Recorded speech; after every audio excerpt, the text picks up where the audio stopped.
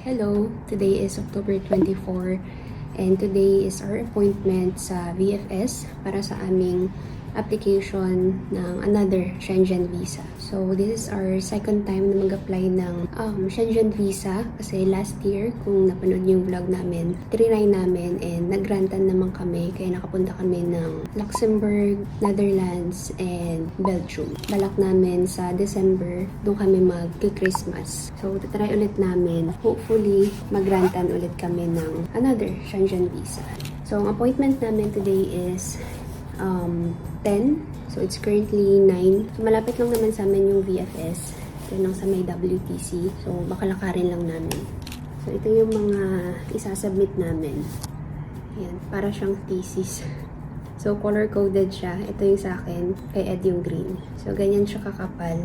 Para may idea kayo gaano kadaming paperworks ang kailangang isubmit ng isang Philippine passport holder. So, medyo matrabaho pagdating sa atin. Pero, yeah. Wala tayong magagawa. So, meron naman silang checklist sa website nila mismo. Yun lang din naman yung finalo namin. So, ayan na siya. Na-organize na namin siya kagabi. And then, kailangan din ng picture. So, nakapagpa-picture na rin kami kahapon. Ito yung sa akin. Ito naman kay Ed. Meron din naman dun sa VFS mismo. Pwede kang magpa-picture dun. Pero I think medyo mas mahal lang siya. Ganda ng picture namin actually. And then of course, yung passport. Kailangan dalhin kasi isasubmit din to.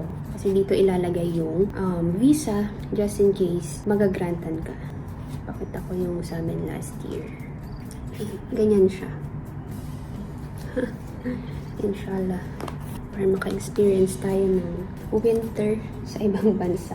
So, I'll just try to update you na lang siguro. Kung hindi man ako makapag-vlog, update ko na lang kayo kapag tapos na.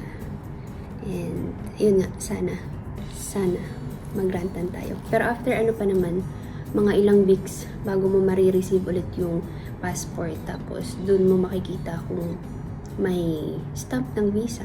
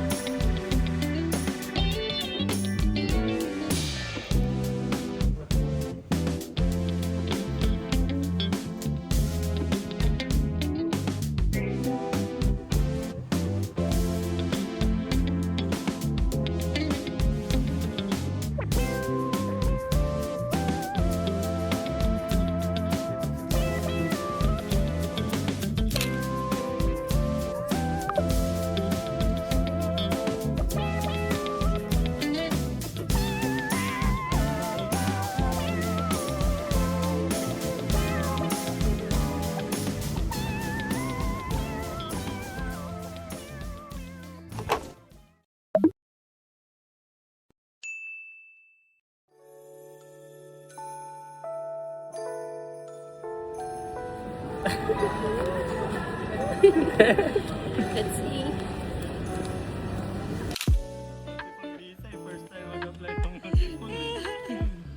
Hagipin kitang konti. Positive si Kuyang ano, si And then, Kuyang taga-bigay. i-focus Sabi niya, it's approved. Sabay tayo. Sabay na ba? Hindi kita ipapakita sa camera. Ano? Ayan. As soon as you receive, ganun ba? Oo, reminder. Yung pangalawa, Congratulations! Kailangan yung pangalawa. Okay, wala. Ilalagay nila after nung next na ano. Ayan. Okay. One, two. Pag meron. Oo, Ayan di ba?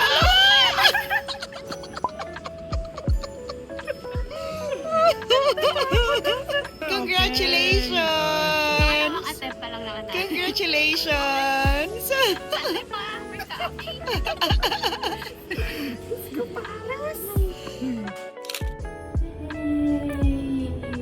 Ground floor. Bonjour! Wow! Bonjour na.